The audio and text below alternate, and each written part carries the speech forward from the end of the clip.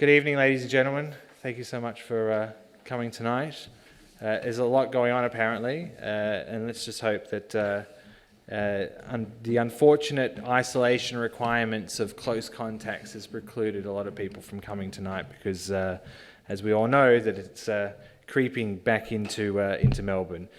But without further ado, I'd like to welcome our co-sponsors for this evening, Hayley Southwick, the President of UIA Victoria, Dr. Bren Carlil, the Director of Public Affairs for the Zionist Federation of Australia.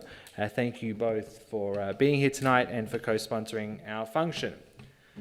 So it's been a little over 2 years since AIJAC has hosted a community function with a physical guest. It's a little bit different for me, not staring down the barrel of a camera and coming to you on a laptop or a screen for webinars, but it's great to have physical people in a function. So thank you so much for coming tonight. In what has been a remarkable 2 years for all of us living under relatively harsh conditions in Melbourne, Israel has been going through what can only be described as the greatest positive disruption witnessed regionally in the Middle East, with the ushering in of the Abraham Accords, the normalisation and recognition by major regional Arab players, including the United Arab Emirates, Bahrain, Morocco and Sudan. This new regional dynamic, underpinned by mutual interests and friendship, was illustrated just hours ago with the foreign ministers of these new Arab partners, along with the foreign minister of Egypt, sitting in Sde Boker near the resting place of Israel's founding Prime Minister, David Ben-Gurion. Unthinkable, only years ago, I myself witnessed the flourishing ties between these nations. I was in Dubai only a week or so ago, and I was mesmerized at the sight of seeing religious Israeli Jews walking the streets of Dubai in complete comfort and safety. I also witnessed the elation and excitement of Israelis cheering in applause on the El Al flight that touched down in Dubai, a first for most Israelis that were on the flight. While Israel is being recognized as a beacon and custodian of regional stability and carries herself on the global stage as a formidable middle power, the orchestrated delegitimization and demonization campaign carried out by many NGOs, funded by many Western nations, gathers steam in certain sections of civil society. We in Australia are not immune to such efforts, illustrated by the momentum of the Sydney Festival BDS campaign and amplified by toxic, one-sided and libelous reports published by Amnesty International and Human Rights Watch. Therefore, the timing of Olga's visit couldn't be more important. We collectively have a responsibility to fight against the delegitimization of Israel, to ensure that the truth prevails, and we are lucky to have Olga with us tonight, not only to discuss the depths of the coordination of these campaigns, the anti-Semitic motivation that underpins these campaigns, but she will also offer some hope with ideas as to how these campaigns can be defeated. So it's now my pleasure to invite to the podium Hayley Southwick to introduce Olga.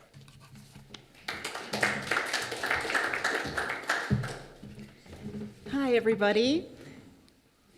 As was said, my name is Hayley Southwick and I'm the President of UIA Victoria, and I have the pleasure of introducing our wonderful speaker this evening. I would like to thank AIJAC for allowing UIA to co-host this event together with the ZFA. The partnership between our organisations is appreciated and valued. In a few minutes, I'm going to introduce our guest speaker, Olga Deutsch, but it would be remiss of me not to spend a few moments highlighting the vital work that the UIA is doing in the Ukraine. Over the past month, we have witnessed the worst humanitarian crisis in Europe since World War II. The war in Ukraine is decimating the 200,000-strong Ukrainian Jewish community. The entire country is in chaos. It has been gut-wrenching to watch this unfold. Millions of Ukrainians have become refugees, and Israel has already welcomed over 4,000 Olim. It is expected that up to 100,000 Olim will arrive over the coming months. This scale of Aliyah has not been seen since the early 1990s. UIA's strategic partner, the Jewish Agency for Israel, is on the front lines with workers risking their lives to save the Jews of Ukraine, crossing the border each day to help get Jews out. We are proud to help rescue as many Jews from the Ukraine as we can, thanks to your support. It is now my pleasure to introduce our speaker. Olga is no stranger to the UIA. She was a keynote speaker at our AGM last November, albeit virtually. So it is so wonderful to have you in person here in Melbourne tonight. Olga graduated from the University of Belgrade and University of Munich with degrees in banking, insurance and finance. She was awarded a fellowship with the Ford Motor Company, graduating as a community leader at the School of International and Public Affairs of Columbia University in New York. Before making Aliyah in 2009, she served as the chairperson of the European Union of Jewish Students, an umbrella organisation for 34 national unions. In 2008, she received the International Leadership Prize from the American Jewish Committee. Over the past 20 years, Olga has held senior positions in the private sector in Europe and Israel.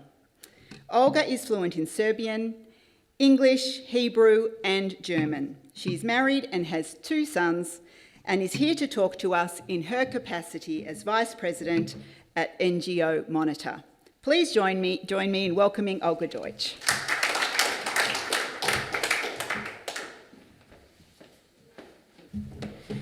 Thank you very much. It is really a pleasure to be the first speaker at your first face-to-face event.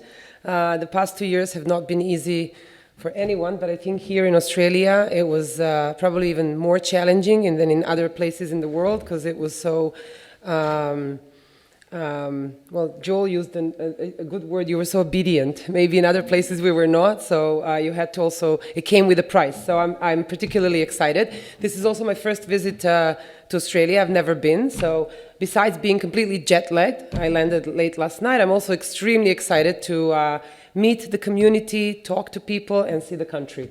I want to thank you for hosting me, first and foremost to AIJAC and my dear, dear friend Joel. We were fellow Jewish student leaders, and I cannot be more proud and grateful that we were privileged enough to continue with both our friendship, but also in serving the community and the Jewish people and the State of Israel in our adulthood. We're not going to reveal our true age. Thank you, Haley and UJA, for hosting me, and I'm very happy to be in Melbourne. It is really an honor, not only virtually, but now in person. You both opened with, Joel opened with Abraham Accords and this incredible, inspiring times in which we live.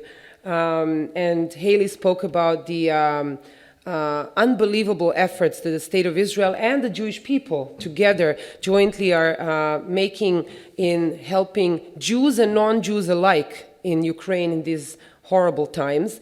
And I'm being asked to actually talk about another topic, but they will all interlink somehow, and that is anti-Semitism and delegitimization of, well, I was asked to talk about the delegitimization of the State of Israel, but I think it's actually delegitimization and anti-Semitism towards Jews, period.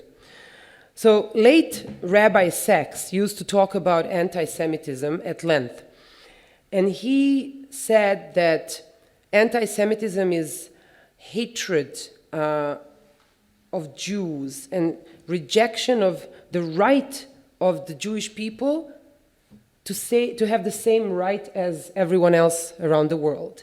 He compared it continuously with a virus, and he would say that just like a virus, anti-Semitism mutates and evolves. He said in the medieval times it was about religion, and Jews were prosecuted for their religion. And in the 19th and the 20th century, they were prosecuted for their race. And in modern times, we are prosecuted for our nation state. And just like a virus, as it develops, it normalizes its presence, right? Just like COVID, we now live with the weirdest realities in the world. So he would say that in the medieval times, the answer that the anti-Semites had was the religion, right? They would attack ours by saying that theirs is superior and that we are trying to violate it. And in the 19th and the 20th century, they tried to answer with what they claimed was modern science, the science of race. And then late Rabbi Sachs would say, and in our times, the normalization of anti-Semitism is human rights. So every time you hear that Israel does not have a right to exist as a Jewish state, or that we as people don't have a right for self-determination because we are violating human rights, or because, and then they give some sort of a human rights related answer, he would say, more often than not, you're looking into the eyes of an anti-Semite. And that's how I want to frame my talk. I want to talk about the contemporary challenges we face in defining anti-Semitism today, as well as finding remedies and answers how to deal with it and how to cope with it, both inside of our communities and outside. And it was always difficult to define anti-Semitism, and it is as difficult today. What is maybe interesting is that we face and see anti-Semitic manifestations today, both in what we call the classic medieval terms. So you will see posters of long hooked nose Jews, and tropes of us dominating the world and being so well connected. And but we also see those same classic tropes being mantled on contemporary Israel-focused or Zionism-focused contexts. So if we in the past spoke about the blood libel, right, where the Jews would drink the blood of Christian kids before Passover, bake matzahs, right, with the blood of Christian kids, today we talk about the water libel, because they will say that the Israelis deprive Palestinians of their access to water and that we deliberately shut down their wells. We would talk about the virus, the COVID libel or COVID apartheid, right, that we brought the virus deliberately to the Palestinian people, or that we deprived them of vaccines, so you have a vaccine libel. And with Ukraine, we also saw immediately that so many tried to somehow patch Israel onto the discourse between Russia and Ukraine. You had all these organizations in the side of the human rights discourse trying to say that the Jews who are making aliyah, like immigrating from Ukraine to Israel, in the numbers that you mentioned, right? At first, a few weeks ago, the Jewish Agency was foreseeing at least 25,000 immigrants, and now we're already talking about 100,000, and the number keeps coming up. But let us add to that the Russian new immigrants. In the last couple of weeks alone, we had 10,000 new immigrants just coming from Russia, right? So the other side immediately tried to portray it as the ultimate proof of colonization of the Palestinian land, that we were deliberately bringing only Jews and helping only Jews to colonize what is originally Palestinian land. There are many ways in which the anti-Semitic discourse progresses today, and there are many avenues. And again, it's all cushioned nicely into the human rights discourse using really nice words. Earlier this night, you mentioned, Brett, the Amnesty's report, and Joel mentioned Amnesty and HRW, Human Rights Watch, you know, the main leaders of human rights today, and organizations that come with such incredible public trust and in dictating what is right and what is wrong today. And just before the war with Ukraine broke, the Amnesty International released its report calling Israel an apartheid. It was an over 100 pages report, going in length in trying to make a quasi-legal case against Israel. And if you think about it for a second, and you pause, they're blaming us for what is probably the worst crime you can perpetuate in 2022, being a racist. Calling Jews being a racist. They quoted B'Tselem, the Israeli human rights, so-called human rights organization, in the report that was the first one to use the term Jewish supremacy. They basically argued that Israel is as an enterprise is an endeavor to systematically impose Jewish supremacy over another race. It is almost mind-boggling, and we are not even 100 years after the Holocaust. But the Holocaust won't do it. It just won't. On my way here on the plane, I listened to a podcast with Dana Horn, the US author who just a few months ago had her bestseller published. People love dead Jews, but they like live Jews less. And she said that we continue to try and fight anti-Semitism through Holocaust education, because that's what we are used to doing in the aftermath of the Holocaust. We think that if we teach them of the horrors that we went through as peoples and how traumatic it is that fourth and fifth, going into fifth generation after, it still shapes us, who we are, and it shapes our identity in such a profound manner that this will somehow help them hate us less. But the discourse around us has changed completely. They are happy to commemorate the dead Jews and the memory of Holocaust. But combating contemporary anti-Semitism is more challenging. And this is where how we defined it comes in.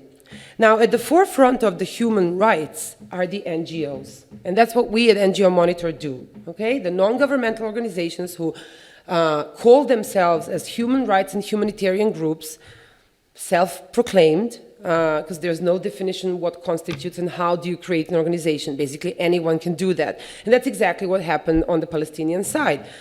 Interestingly, after the Oslo Accords, the European governments said, we want to be a vested partner in creating a thriving civil society on the Palestinian side, right? And part of that society is NGOs, that they're supposed to be sort of the conscience, if you will, of the government, holding them accountable, issuing reports, saying when the governments are not doing what they are supposed to be doing. But that is not what happened. What happened on the Palestinian side is that you had all these political activists, some members of Fatah, like the current leader of a Palestinian Christian group, Miftah, 13 groups with ties to PFLP. We call it a PFLP, which is, I guess you know, there's EU, US, Canada, and Israel designated terror organization. There are 13 NGOs. It's a PFLP NGO network, that's how we call it. All of them are both human rights defenders, political leaders, and are linked to a terror organization. And then in Gaza, you have a group of NGOs that have ties to Hamas. So you have all of them promoting human rights. And if you think about it, it's probably the worst betrayal of the Palestinian people and of what we all would hope would one day be peace between two people who believe in democracy. Because instead of promoting human rights, instead of fighting for better access to health or to protecting children's rights, right, or against domestic violence or advocating for women's rights, they hide behind the yes occupation, no occupation discourse. All they can talk about is how Israel is bad, because that allows them to not talk about their real issues. So let me give you a few examples only, because I know today I spoke way too long at an earlier event, and I have Joel looking at me.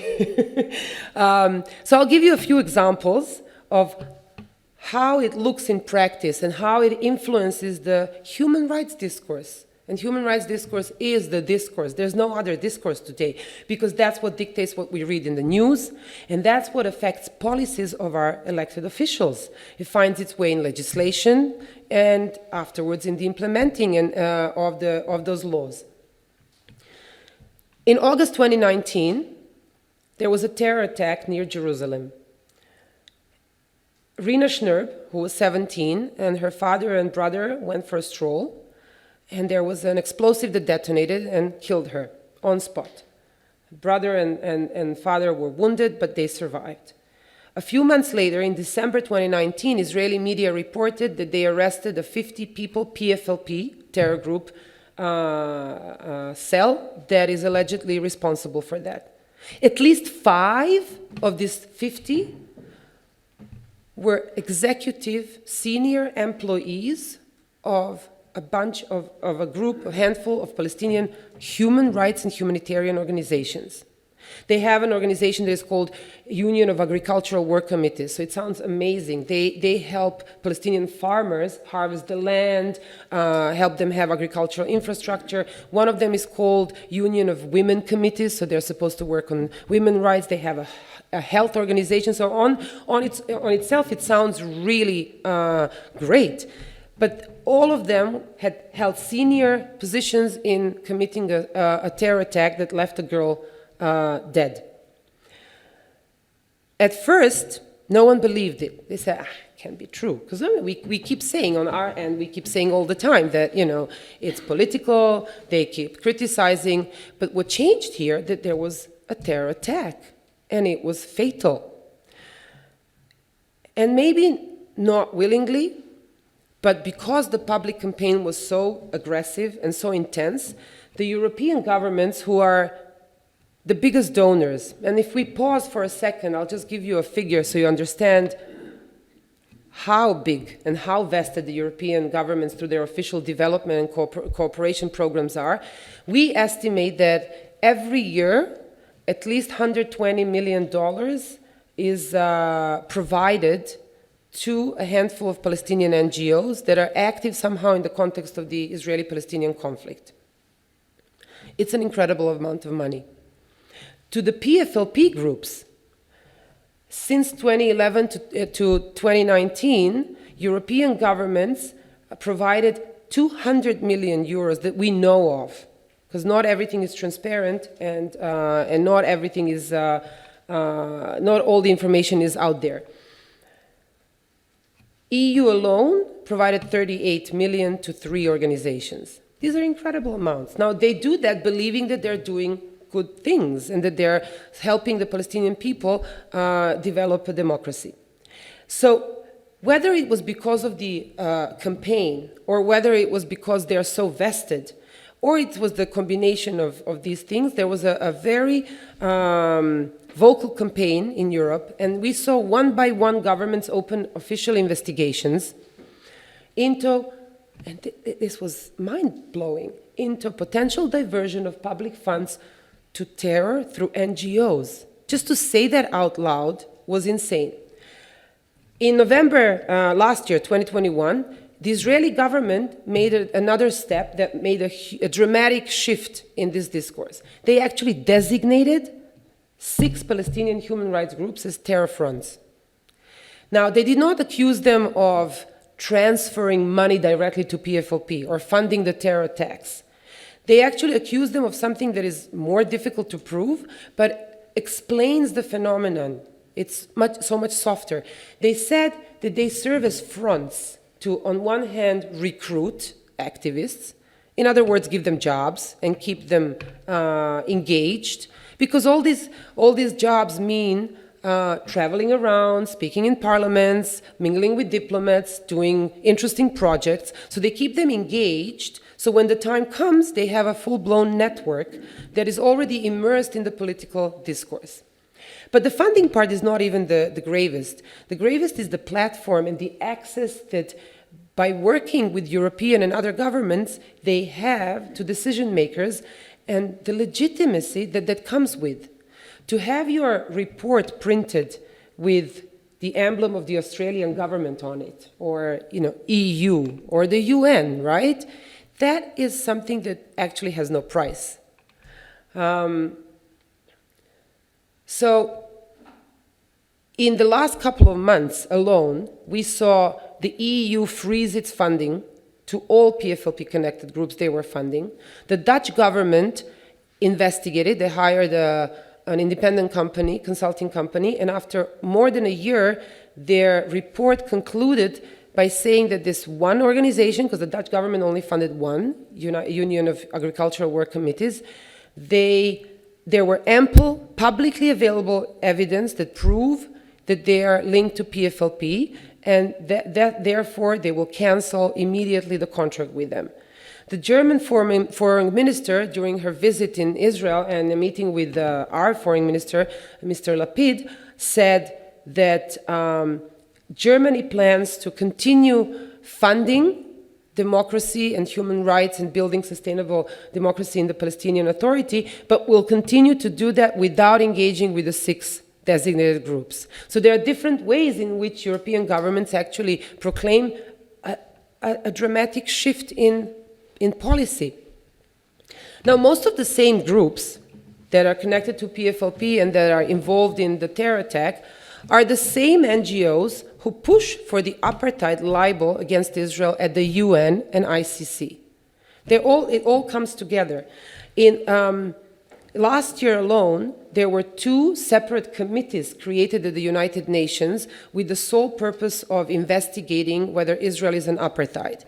The Committee on Inquiries that is supposed to deliberate in June, sometime in June, and produce a report, and the Commission on Elimination of Racial Discrimination, which also was commissioned in doing another report. This year alone, we expect 5 different UN reports dealing with whether Israel is an apartheid.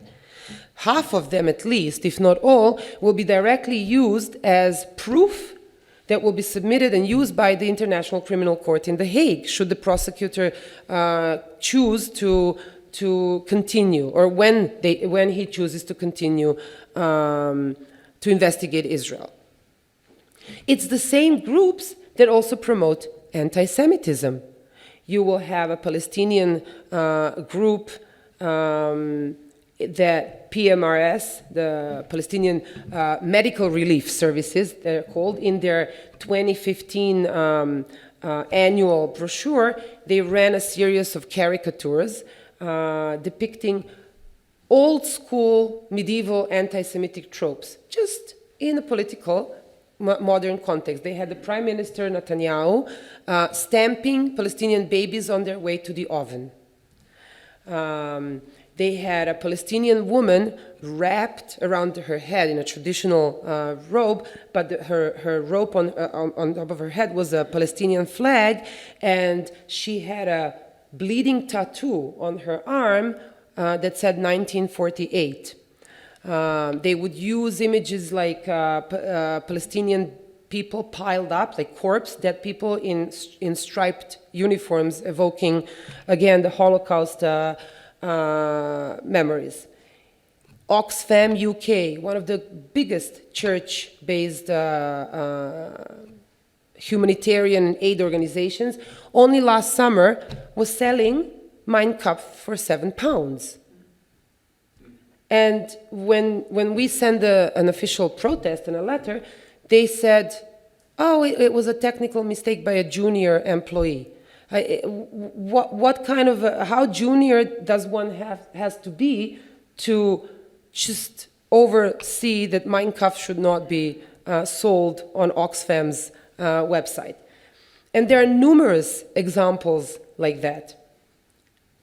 But the question is, what do we do about it? So we know who the promoters are.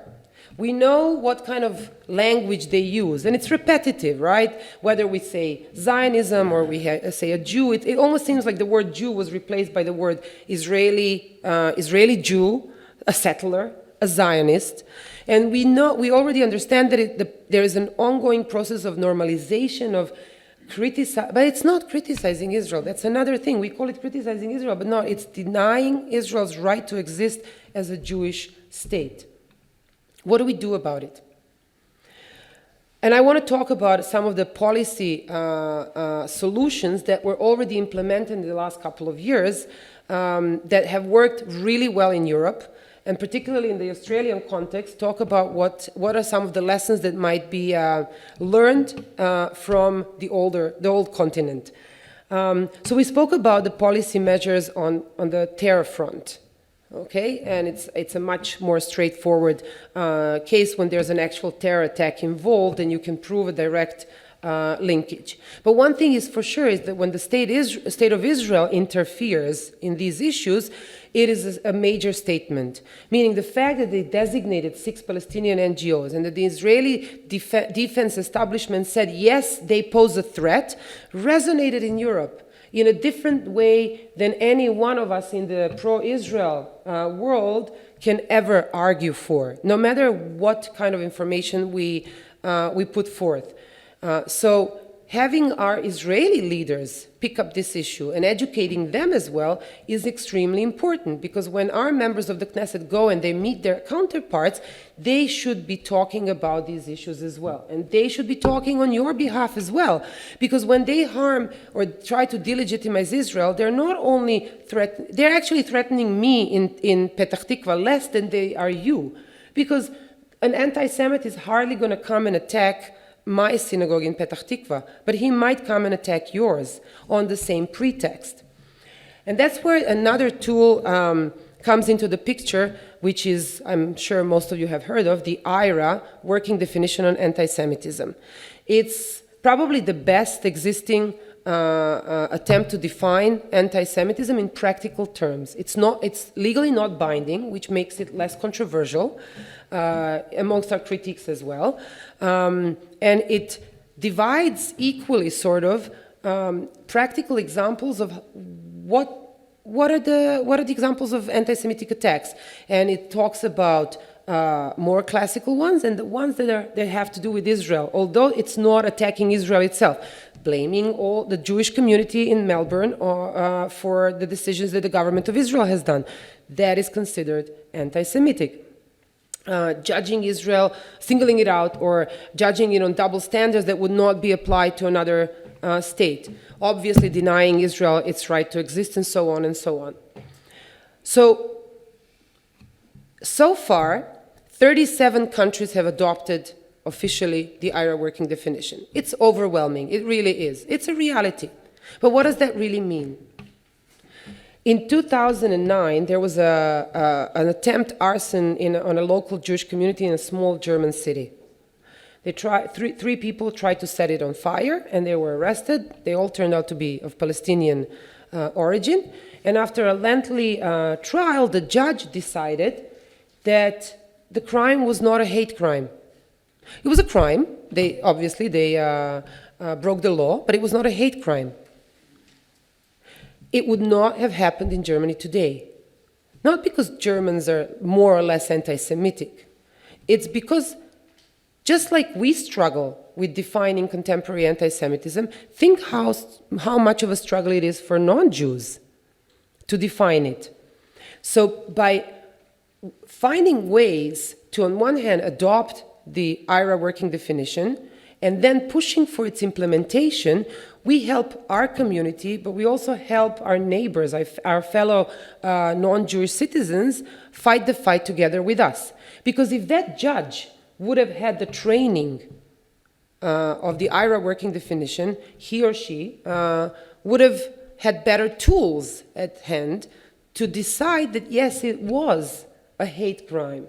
Because when 3 Palestinian boys set a synagogue on fire and saying that it's an expression of their political frustration over what is going on in the Israeli-Palestinian conflict, they're basically attacking local Jews that have nothing to do with Israel, and they don't vote in Israel, for something that in Israeli policies, and that constitutes anti-Semitism. So Europe has come a long way, not nearly enough, but it has come a long way. And in the last couple of years, after most governments and the European Union have adopted the AIJAC working definition, are now in the stage of implementing it. Basically, translating it from the parliamentary declarative level to practical policy areas across the board. So it is important that parliaments adopt it, because that's the first necessary step. But we need to then take it to our police officers and to our judicial system and to our schools in teaching what constitutes anti-Semitism. When we teach discrimination and we teach hate, what constitutes hate today, and when a teacher uses the word anti-Semitism, the teacher should also have better tools at figuring out what that really means, so that he or she can teach the kids what it is. Or if there's an incident on a campus, how is a dean supposed to know whether it was an anti-Semitic incident on campus or not? Before we call everyone an anti-Semite, we might at least try and provide the right tools to fight it. So for example, in January 2021, the European Union, the European Commission, which is the executive arm of the European Union, released a handbook on practical implementation of the AIJAC working definition. It had a full-blown chapter on educational institutions, a full-blown chapter on judicial system, police, and it had a whole chapter on NGOs, going back to our human rights. They said that the AIJAC working definition can be used both to basically reward the NGOs who use it as a tool to fight and mitigate anti-Semitic attacks and anti-Semitism as a phenomenon in our societies, but also to sanction those that promote anti-Semitism, basically meaning, according to the AIJAC working definition, if you promote anti-Semitism as a group, we are not going to fund you, we're not going to work with you, we're not going to give you public space in our municipalities or in our regional councils and so on, we're not going to hold events with you, we're not going to give you the platform. And it's revolutionary. Switzerland, for example, in 2017 passed the first law of its kind dealing only with NGOs. The law was seemingly simple. Swiss money will not go to NGOs that promote hate, anti-Semitism, and or have ties to terror. Did it mean anything? Because the question is, who defines what's hate and what's anti-Semitism, and who monitors and collects the data of the organizations that Swiss government is funding worldwide, right? And then if the data was to be collected, which committee, which body decides that someone perpetuated any of these things, and what is the sanction? So last year, Switzerland the parliament adopted the AIJAC working definition, and it was connected, they referenced in the legislation to the AIJAC working definition. So now we're one step closer. We're still not there, right? Because we still don't know how to actually implement it, but we are one step closer. France did a similar thing. But it's interesting, and this is why I would like to mention it, because they didn't come up with a big statement that they adopted the AIJAC working definition, but there were no statements how and where exactly they're going to implement it. But for example, and this is a suggestion to what local Jewish organizations and communities can do, in a parliamentary question to the Prime Minister Macron's office, whether AIJAC working definition will also be applied on NGOs, the Prime Minister's office responded yes, which now means it's a policy. Once you have it black on white, so there are different ways in which we can connect that. The fight against anti-Semitism in all its forms, and the fact that we have a nation state and trying to delegitimize it is the gravest, but it's not the only anti-Semitic threat we have, is probably the most important fight we will have. And it's important not only for our own communities, it's important for our countries. I always like to say that the level of anti-Semitism in any one society is probably the best barometer of the overall health or state of the art of the society in terms of democracy and human rights and tolerance and respect for each other. And every time in history that we saw a sharp rise in anti-Semitism, it was pretty shortly followed by more hate and more division and sometimes conflicts and wars and so on.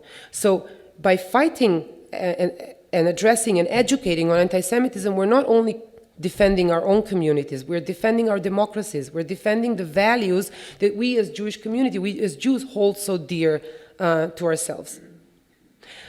Joel asked me to speak a little bit also about a different topic, which I want to dedicate a few minutes to, and then we'll open for questions. We can go back and forth, whatever you feel.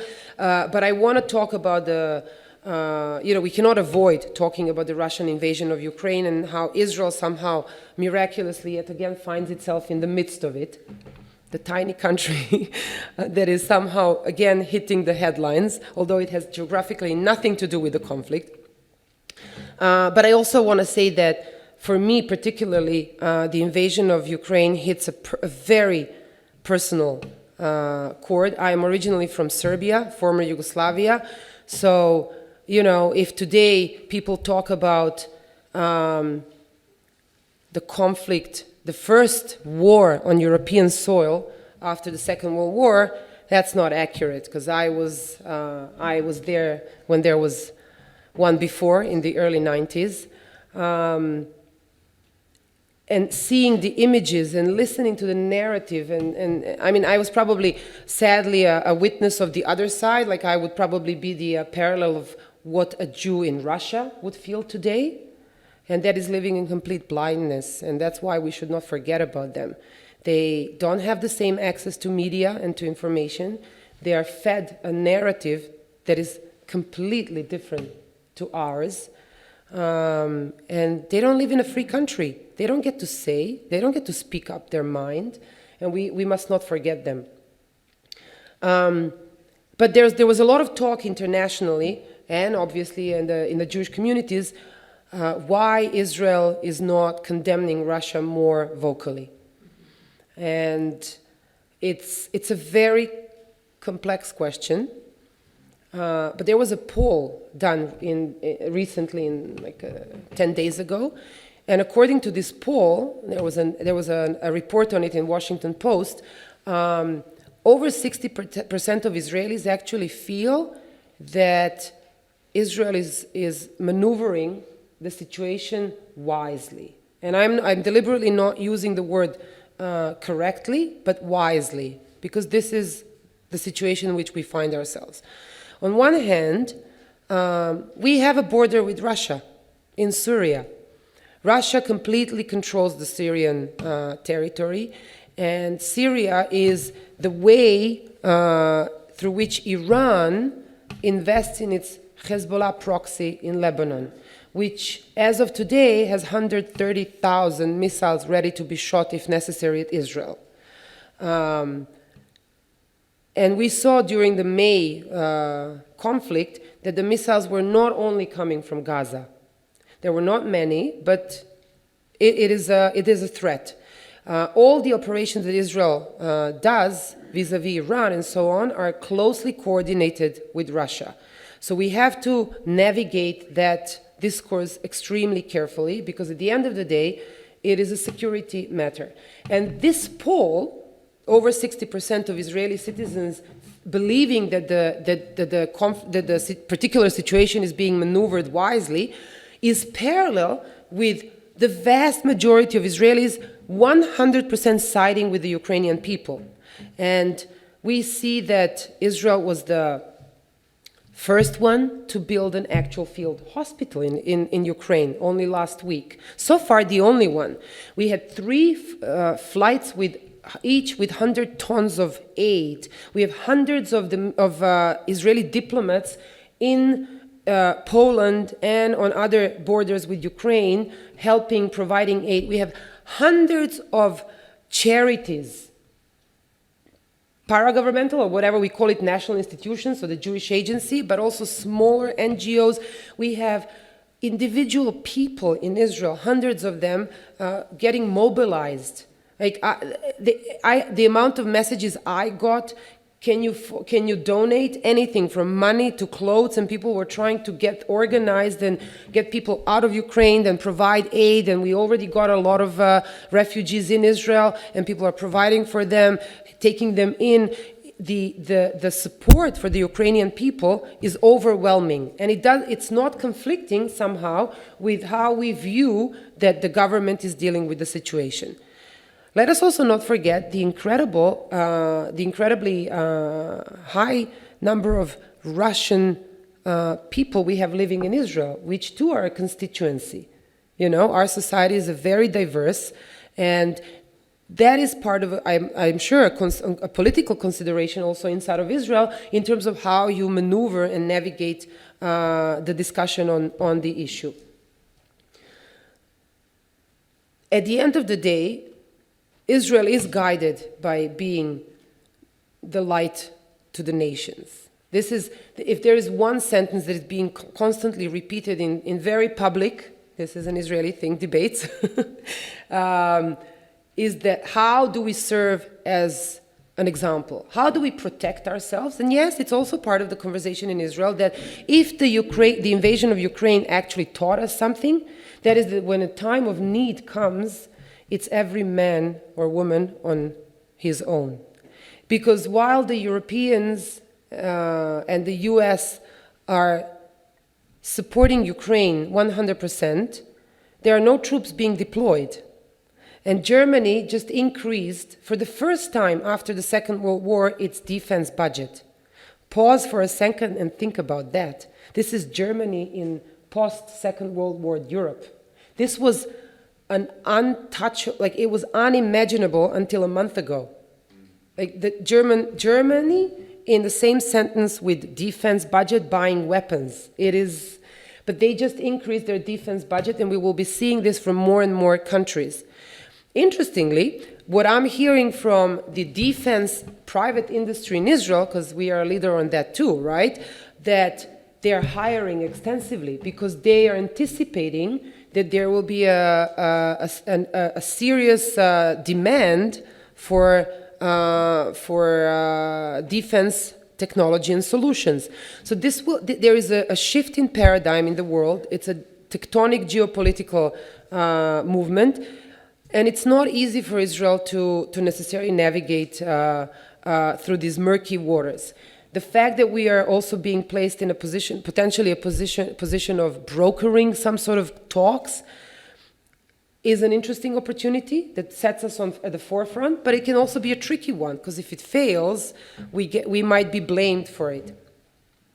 One thing is for sure, I do not represent the government or speak on behalf of the Israeli government, but the message we are getting in Israel is that whatever it is that we are doing, it is coordinated with Washington and with the other European governments. So it's not Israel acting on its own.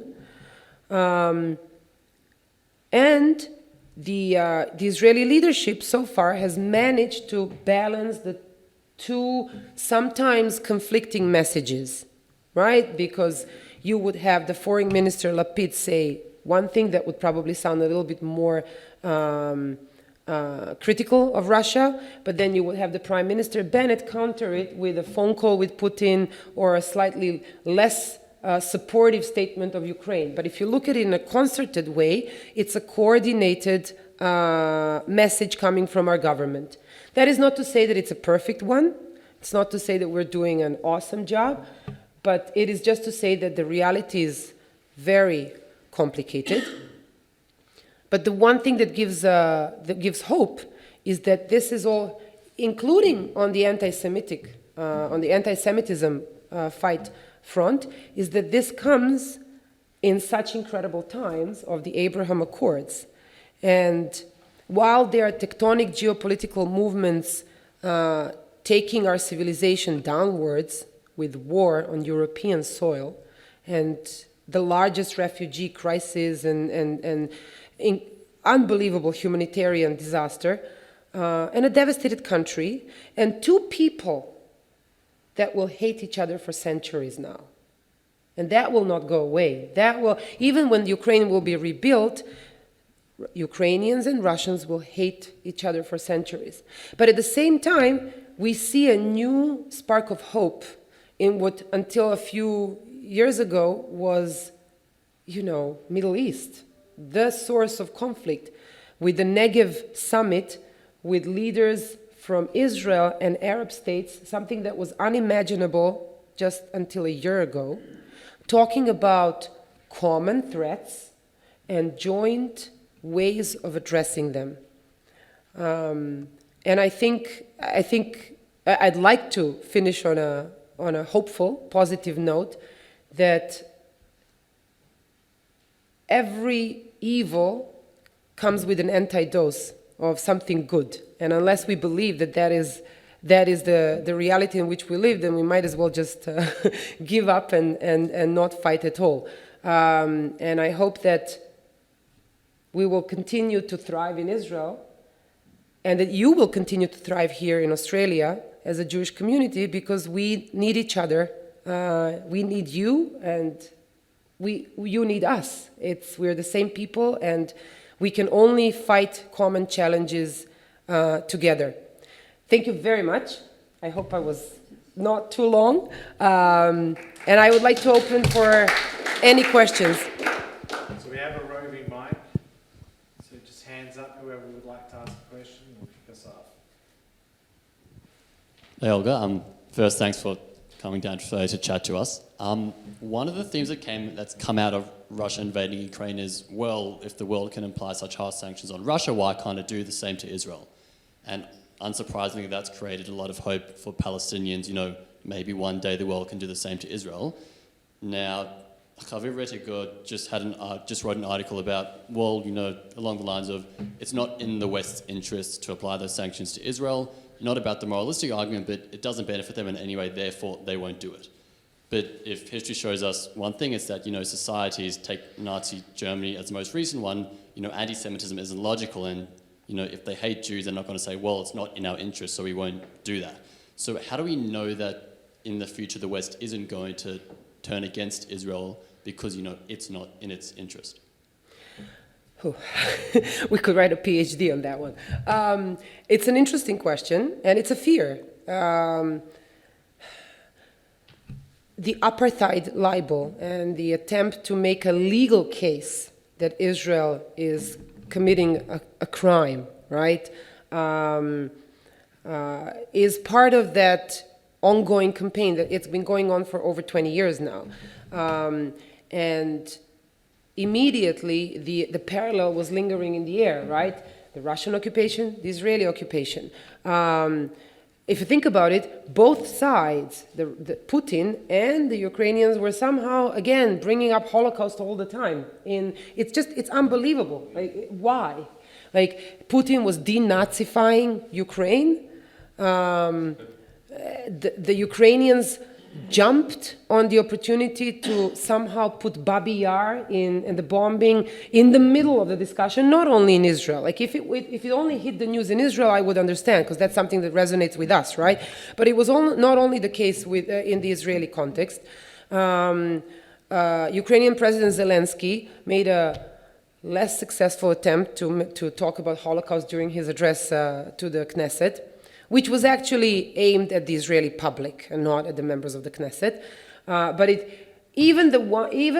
though the public said, the majority said, yes, it was not a very successful comparison, but still, let's not lose sight of what is the actual issue here.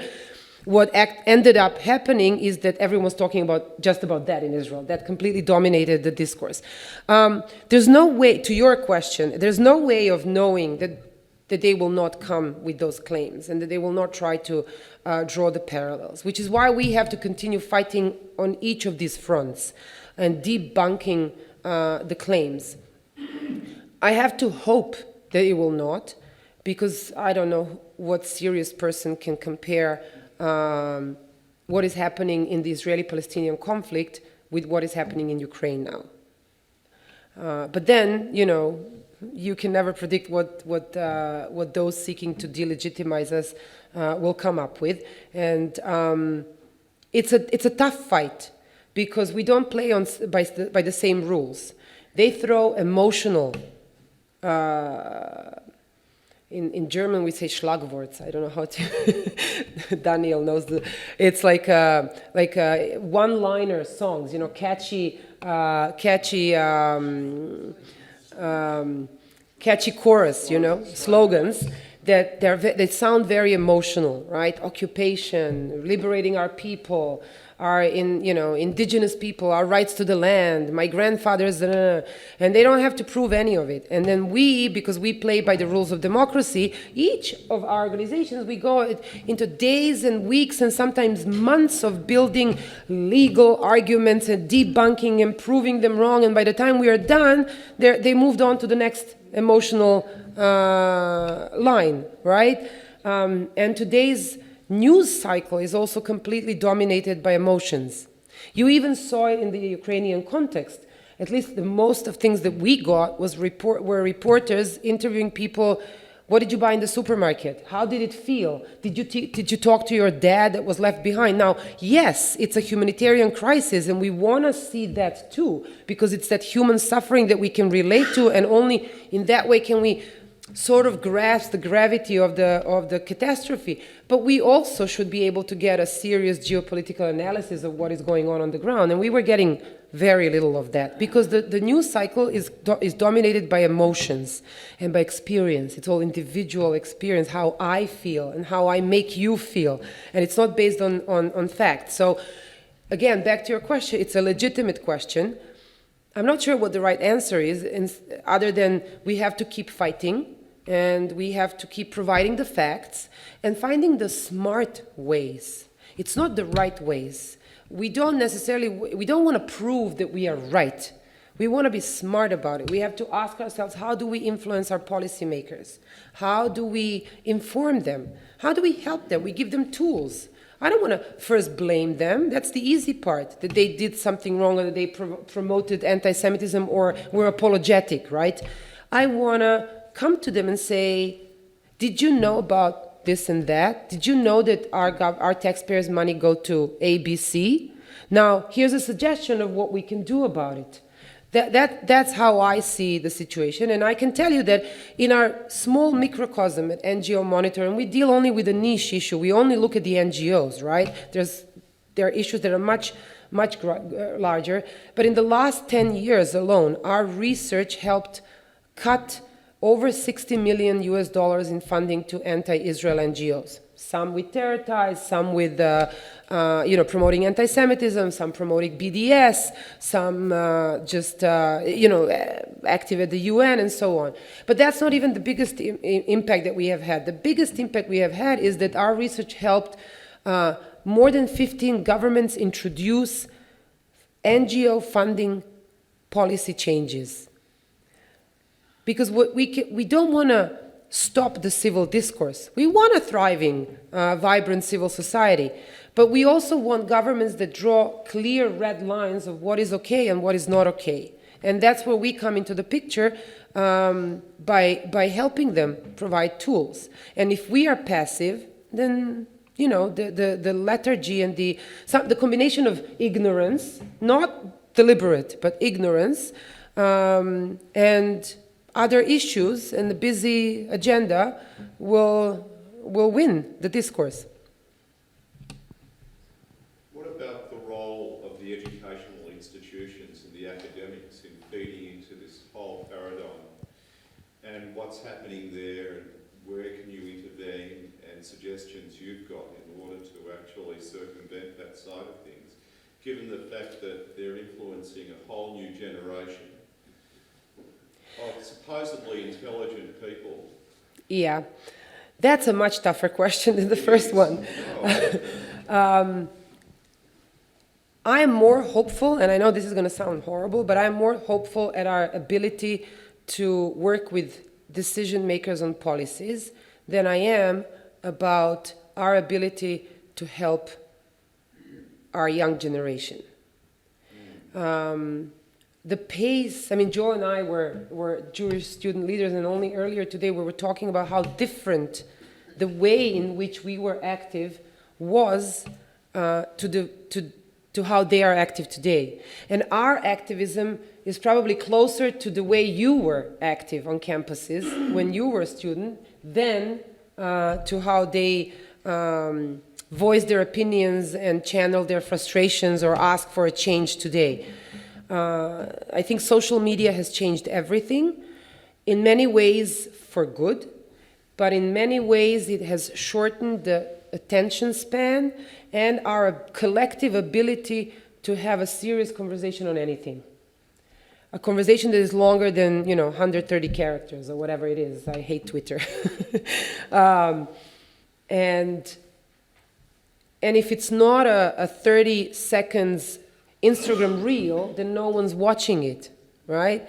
And that doesn't allow a conversation. That also leaves our generation with less access to diverse sources. It's not about us telling them what to think or what the truth is, but it's about the ability to teach them to use diversified sources and to challenge whatever anyone tells them by counter sources or different narratives or different perspectives, right? And I think between that and the actual physical threat that they feel, especially in North America, right? But in Europe increasingly as well, at visibly showing that they're Jewish, or God forbid, in North America that they side with Israel on campuses, and then coupled with they just want to have fun, right? It is very challenging. I wish I knew what the right model is. I tend to believe that the only way we can help that process, and I'm going to go back to Rabbi Sachs, is from within. It's finding ways to reinvigorate how we teach Jewish identity in 21st century. It's what does that mean to us today? It's different than what it was in the 20th century.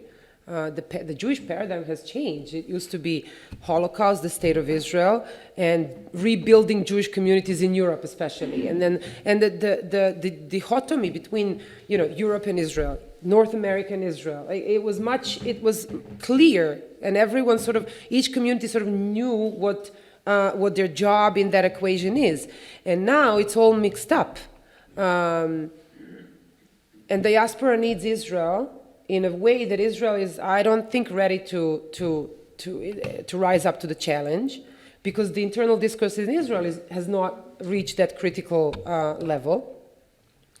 And we are losing our young generation because we don't necessarily know, just like with anti-Semitism, we don't know how to define what it is that we're teaching, and then we obviously cannot teach it. And I think that's what Rabbi Sachs said. He said, you have to strengthen the Jewish identity from within. And that's the only way that you can empower the young generation. And if they are empowered and they feel strongly connected to their roots, they will feel that is something that they will also want to protect if it's attacked. But if they're not attached to their Jewish roots, if they don't feel strongly about their Jewish future, then they will also feel less prone to go on the fight for it. How we do that? I think there are people who are much wiser and much more experienced on that than me. It's really that's just my personal 5 cents on the topic. Hi, my name's Henry Greener. I'm a producer of a TV show in Melbourne. It goes internationally on YouTube. And I just wanted to ask you a question about the media. I believe we are losing the media war, the Jewish people and Israel, very much so. And there was a declaration by the Israeli government that we're going to fight this on the media front. And I have made 725 Jewish TV shows to give the Jewish people a positive image. That's what we do. That's the reason why we do it, or that I do it. I've been doing it all on my own, basically, raising all my own funding and everything. I've approached the Israeli embassy in Canberra, have had no replies even, and even the organisations in Australia, I've done it all through private means to keep it going. And I think that the real issue that we have is that we are not getting enough traction through the media because our own media in Australia, the mainstream TV, journalism and everything, is really in a way anti-Semitic. If you look at all the ways that we've seen the image that we've been given and the voice we've been given, and I believe that we have not got a voice as such, and that's why I've kept doing the TV show for 18 years, and I get no support. How come, as one person in the Southern Hemisphere who does a TV show doesn't get any kind of support, really, literally, except what I have to, scratch and beg. I have to literally get down on my knees to get people to help me. And I've only got one person working with me, never had a volunteer or anything. So I just wanted to know what your slant, because the talk, the basis of your talk is basically what can we do about it? Mm-hmm. And this is what I'm asking. Well, first of all, kudos to you for doing it and for not giving up.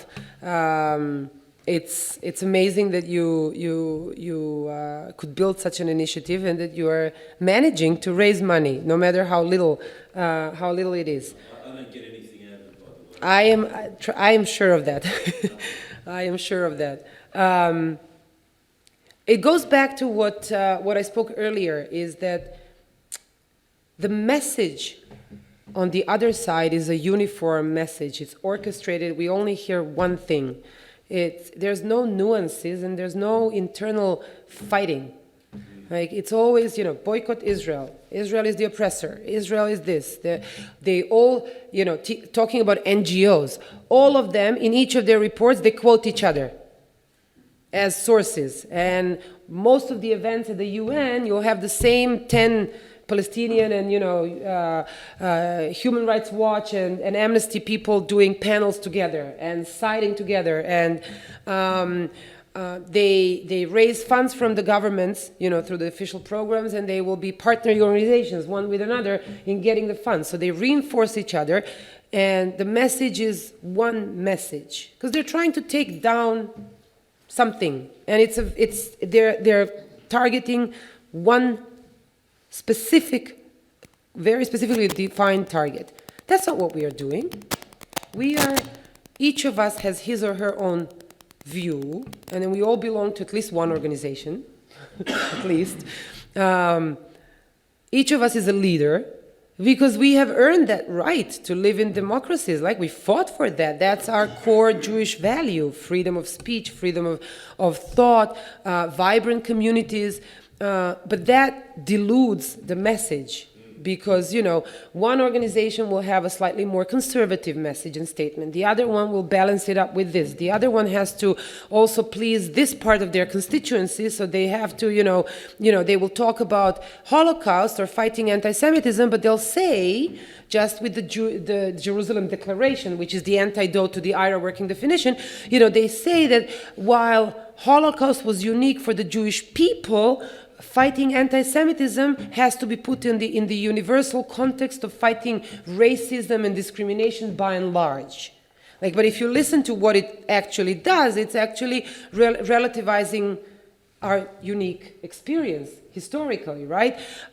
So dependent on each constituency that we belong to, the organizations on our end, they all have their own message. We're not fighting the fight with one uniform message. And then it's very difficult to fight the fight.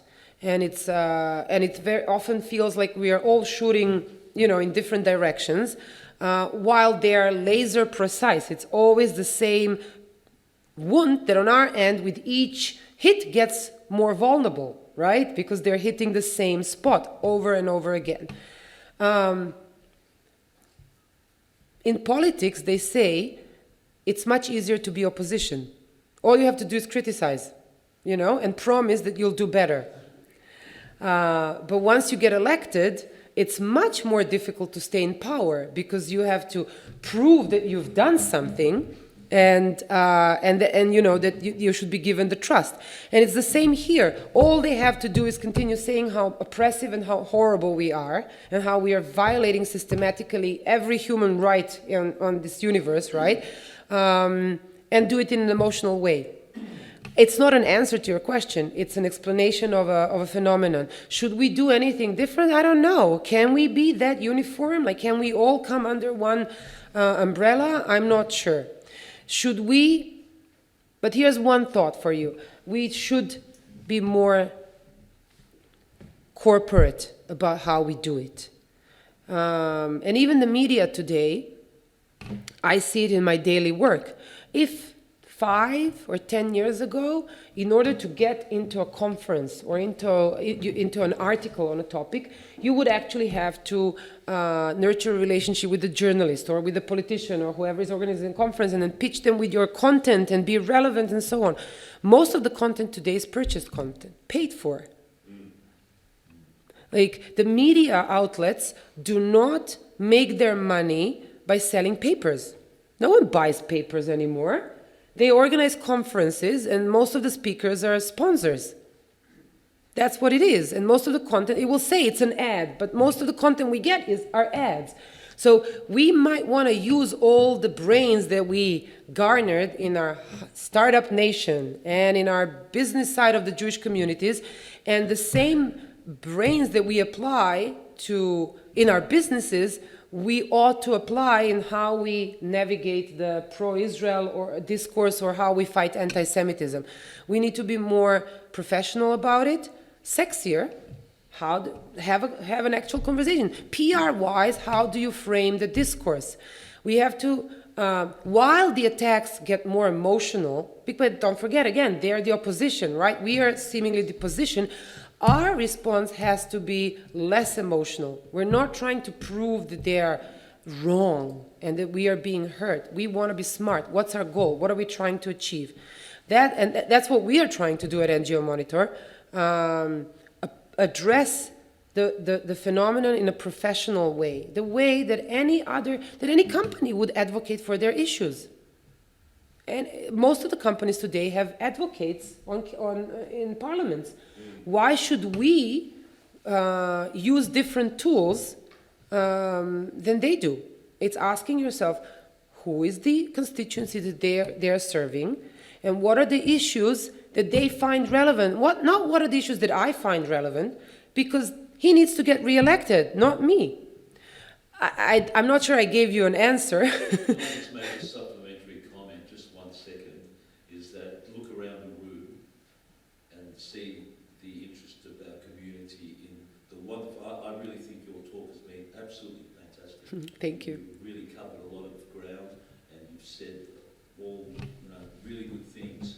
But the actual community who are not here is an indication of our disunity in a sense. I mean, we're united in some way, but we've got such a diverse community. That's the part that I find difficult, that other communities are very kind of much more cohesively. But there's another dimension to that. Social media, I think, plays a much more active role than any other form of media. And it's a peddler of misinformation more than anything else. So even to get out this gathering tonight, social media would have played a much more active role in reaching out rather than the traditional means of actually generating interest.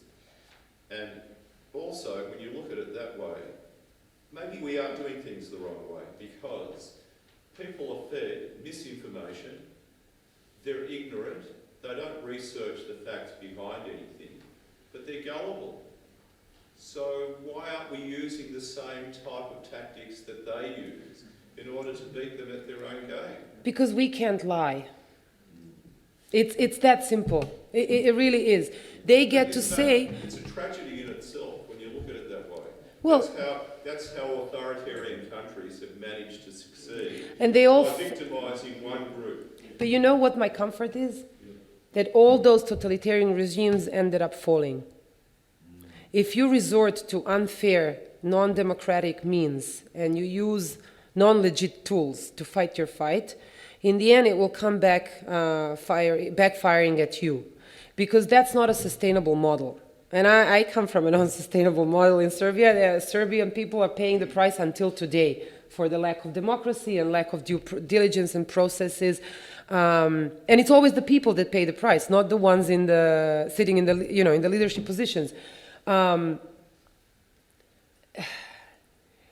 We can't take any Gaza conflict, right? You will have or any terror attack. We have had a few in the last couple of days, unfortunately, and it's always the same story. The international media will say Israeli forces armed down 2 Palestinian boys in a conflict or in a shooting. That's not what happened.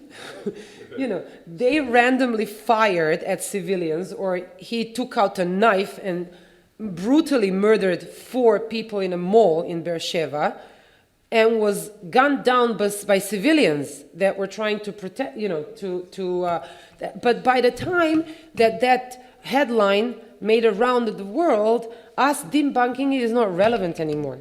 How often, and I know you've all seen these things, that there's an image of a kid in Gaza and, being held dead by his father, and then all of a sudden, it's from Aleppo, from 3 years ago.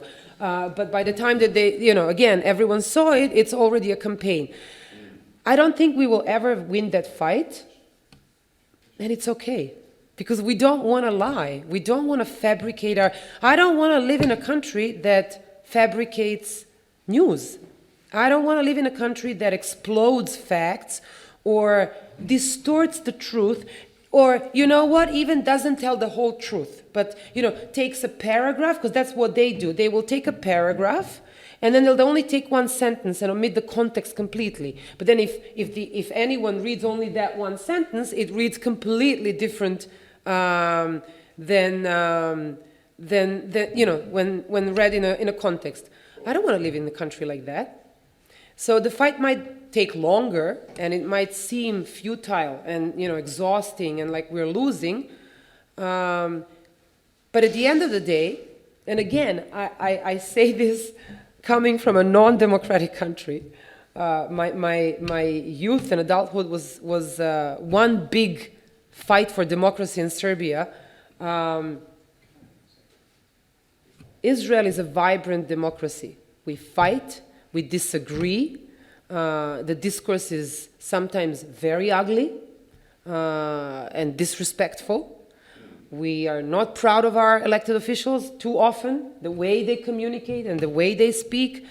Sometimes they're clumsy, when the Israeli government designated 6 Palestinian organizations, they did such a poor job in bilaterally, multilaterally communicating that. It shouldn't have been a surprise to any of the governments around the world. They should have communicated this with Washington and with all the European capitals where the funding was relevant, right? And they only did that in aftermath.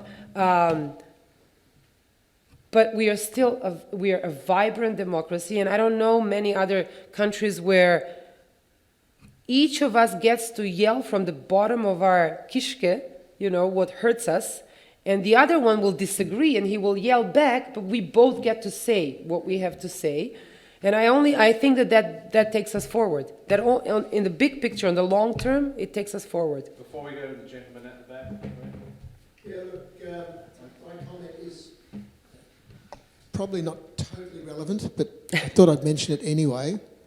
Interesting articles come up on Israeli news recently, coming up with the comments that in their investigations, the Palestinians weren't there when the Israelis came back after 48.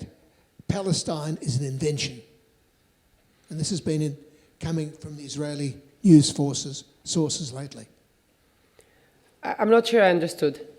What they're saying is the Palestinian conflict with Israel and everything else, it's all make-up. Because when Israelis came to Israel after the war, there was no such thing as a Palestinian group or a state. It's all been made up. And there's been interesting articles coming through from the Israeli news. Are you suggesting that that's a mainstream news outlet that's promoting such narratives? I don't read backyard newspapers.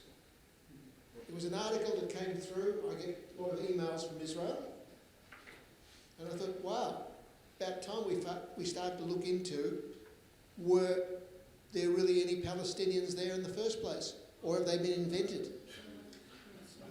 Is that not going to help the cause. Is that something that you pick up in your reading of the Israeli press?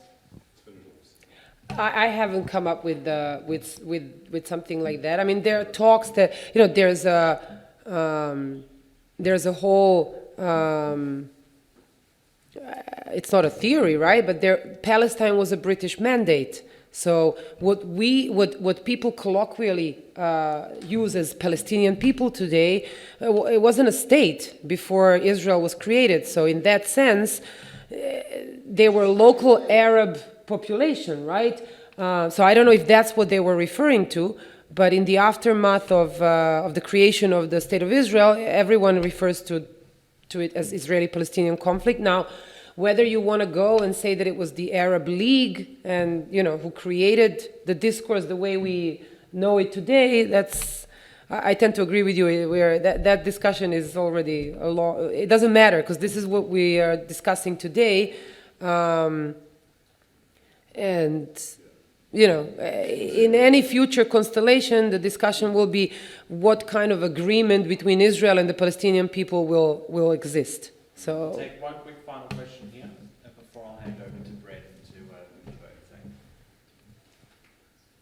Oh, Richard, thanks so much for your talk. Just talking about the accords with the neighbouring Arab countries, has that led to a change in the discourse which is allowed inside those countries, whether it be the Emirates or anywhere else, in terms of the level of what would be passed as anti-Semitism? Is it now being suppressed somewhat to encourage attitudes more favourable to Israel?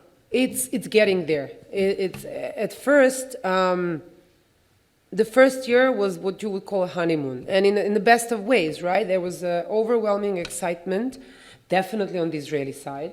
I think within the first couple of months, half of Israel flew to Dubai, just dafka, because we get to fly to United Arab Emirates. It's unimaginable, and all the Israelis were told that the shopping is awesome. So.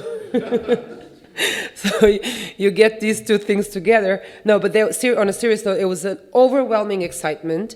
I think Israelis are taught peace and the prospect of an actual peace, not the one we have with Egypt, where we don't get to travel there really, and there's no people-to-people initiatives and interactions. Here, Israelis saw an opportunity for a different type of peace with Arab countries, and the reaction on the other side was parallel to that, but not on I want to choose my words carefully. We have a slightly more developed civil society than they do. A lot of the discourse in the countries of the Abraham discourse is managed by decision makers and by the elites. And the reaction coming from there is overwhelming. They're open. There is talk about Holocaust and combating anti-Semitism. They are very excited at the prospect of developing relations to Israel. We haven't seen a parallel tourist influx from their states into Israel. COVID also contributed to that, because only a few months ago did Israel open its borders actually to tourists.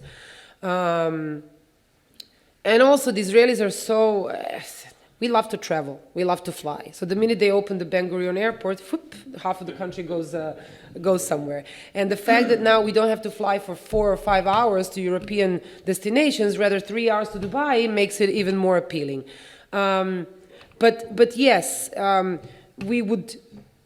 would hope that this would be followed by more tourism from their countries.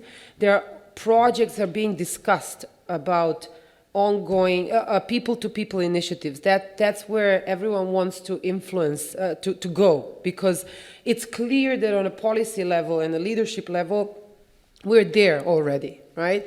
And now it's a question of how we translate the excitement on the Israeli side, grassroots, to something similar or parallel on their end.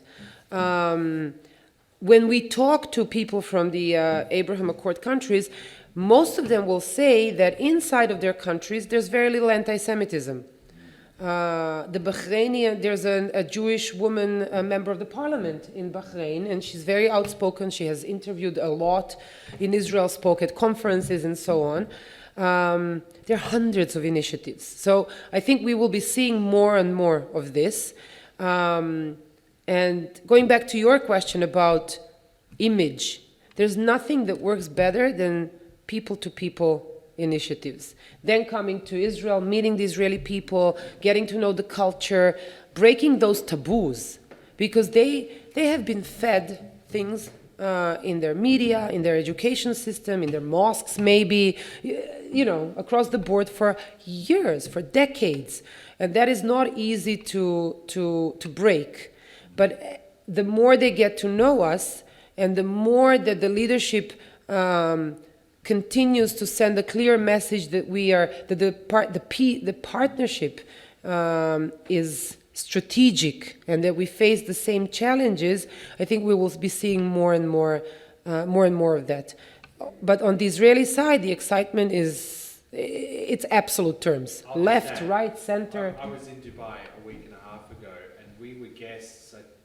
To Henry's question, one thing that we can and we do, we sent 6 Australian journalists to Israel through Dubai. And due to the Abraham Accords, we in the Jewish community in Australia have been able to build very strong relationships, specifically with the Emirati embassy in Canberra and the Moroccan embassy in Canberra too. As official guests of the UAE government, we were VIPs to Expo, to the World Expo, which is closing up in Dubai in 2 days. And we were there in the Israeli pavilion watching Iranians come and take photos under Israeli flags, facilitated by the Emiratis. Iranians. So people have, you get an Expo passport, and you get your passport stamped at all the pavilions that you can go to. And there were a huge amount of Iranians willingly going to the Israeli pavilion, taking photos under the... Now, you would expect that there would be security everywhere. There was no security. We were in there, we went inside the pavilion, we had an Israeli host, and we were there with a group of Emiratis. And it was so warm, and it was so powerful, and it was so incredible that on Arab soil, in a country that didn't recognize Israel, its existence, let alone its legitimacy, was facilitating the meeting of Iranians and Israeli Jews together in the one place. I kid you not, it was a phenomenal experience to witness with my own eyes, but the speed in which it's happened after the Abraham Accords is astonishing. And astonishing in a good way. And another, to that, we have seen improvement for all of us in the pro-Israel community of what we do in Europe and in North America, meaning the European elected officials, members of the parliament, are extremely interested in what Israel is doing with the Abraham Accord countries. So all of a sudden, we get members of the European Parliament with someone from the Abraham Accord countries and the Israeli elected officials, and they want to do things together. And if we say, let's do them on NGO issues, they're all, interested in doing it. It has brought new hope, but not in a naive way, rather in a geopolitical way, as a change of regional paradigm entirely, and how everyone views what we are used to calling a Middle East conflict. No one talks about a Middle East conflict today. I mean, I stopped calling it a Middle East conflict years ago. I insist that it's an Israeli-Palestinian territorial dispute. But today, no one talks about Middle East conflict, because there is none. There is Israeli-Palestinian issue, and then there's Abraham Accords, where we are actually talking about jointly addressing a common threat, which is Iran and its proxies. But it's mind-blowing if you think about it. Airlines given some serious money to the Zionist Federation. Why are they sponsors? They've actually given money. Right. And just to add something that George said, I flew to Dubai on my way here. From Tel Aviv, you flew from Australia, I guess, right? So we flew on both ways. Okay, so my flight last Thursday to Dubai was the flight to Expo, basically, because I was the only one, or maybe 2 or 3 more people continuing to Australia. All the rest of the people on a packed flight were Israeli businessmen flying to the Expo. Yeah. So maybe the species through people. That's been going on for quite a long time. Yeah, but just so you know, so we had dinner with the Australian mission. The Australians, because everyone loves Australia, right? So the Australians were facilitating meetings with the Israelis and other Arab countries that they don't have normalization agreements to sign secret trade deals amongst each other. So hundreds of millions of dollars in trade deals and other deals were signed on the down low in Expo, not only facilitated bilaterally, but also multilaterally with Australia assisting. And the Australians were telling us how amazing it was for them to facilitate meetings with Israel and other countries with their pavilions. Look, the whole of Expo was a remarkable illustration of what you can do when you teach your society and you promote within your society harmony. Because it really was an example and illustration of that. And all kudos, in my opinion, goes to the Emiratis for being able to facilitate that. Now, don't get me wrong, I'm not either an expat living in the Emirates, nor am I an Emirati, so I can't really speak about how it is to live in those areas. But kudos to them for what they were able to facilitate with the expo. Was there a lot of conversation then about the Biden administration and their about-turn policy when it comes to, in a way, turning against those countries who have actually... Yeah, it's funny because on the way to Expo, so the Expo is built in the middle of the desert, and on the way you've got the metropolis of Dubai and you've got oil installations along the way. It's about a 20-minute drive. And about 48 hours earlier, Iran-backed Houthis had used attack drones to strike an oil refinery inside metropolitan area in Abu Dhabi. So we're another 45 minutes down the road.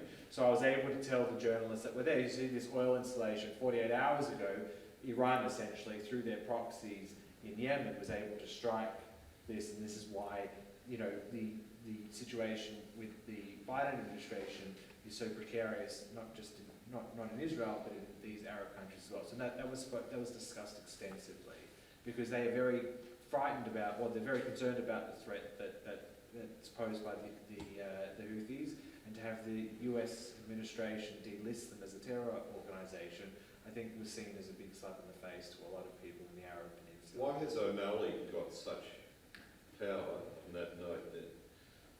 Let's just say he's one of many characters who are legacy characters of the Obama administration that have maintained their jobs or regained their jobs in the Biden administration. Look, that's a very long conversation. I'd like to call on Dr. Brent Carlisle from the Zionist Federation to give a vote of thanks. Thank you, everyone, very much.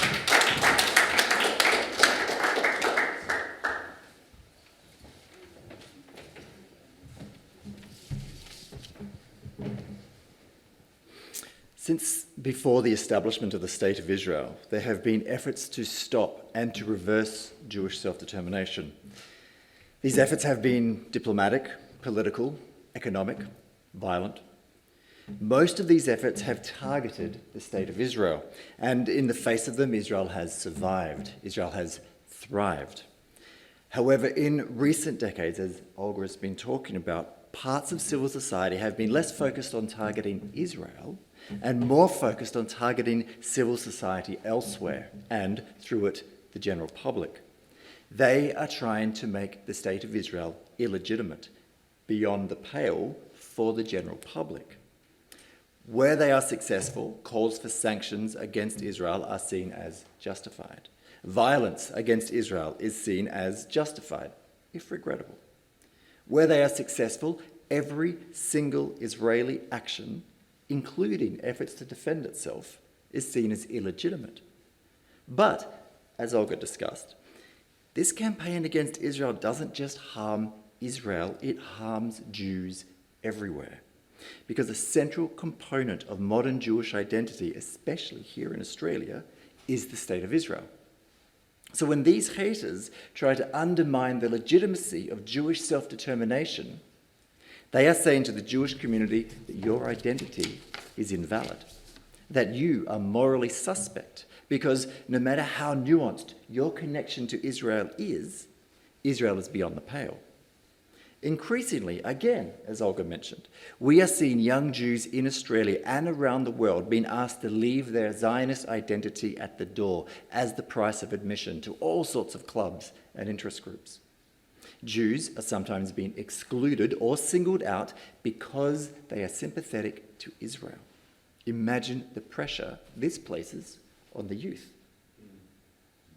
But we're also increasingly seeing young Jews around the world fight back. They are being ever louder and ever prouder of their Jewish identity, of their Zionist identity. They are refusing to have others define their identity for them. Now, the NGO Monitor is a key partner in this battle because it reveals the hollowness of so many of the haters' arguments. NGO Monitor does not merely defend Israel, it helps strengthen Jewish identity everywhere, by providing the knowledge and facts with which Jews can push back against the haters, even if that is merely pushing back against the doubts that the haters might raise in the minds of the Jewish youth. And so on behalf of the ZFA, of AIJAC, of the UIA, and indeed all of us tonight and the entire Jewish community, I want to thank you, Olga, for your work and for the work of NGO Monitor. Would everyone please join me?